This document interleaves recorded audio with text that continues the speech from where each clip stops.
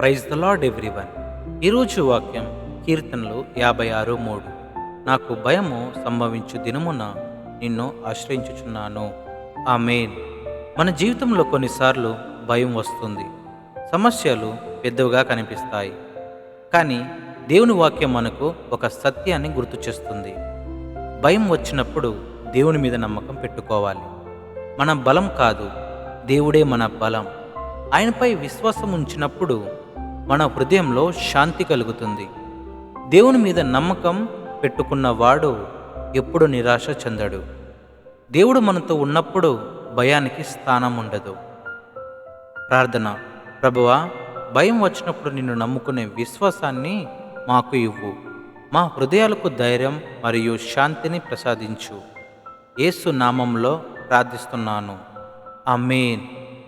దేవుడి వాక్యాన్ని మరింతగా అనుభవించాలంటే ప్రతిరోజు ఆయన వాక్యాన్ని చదవండి.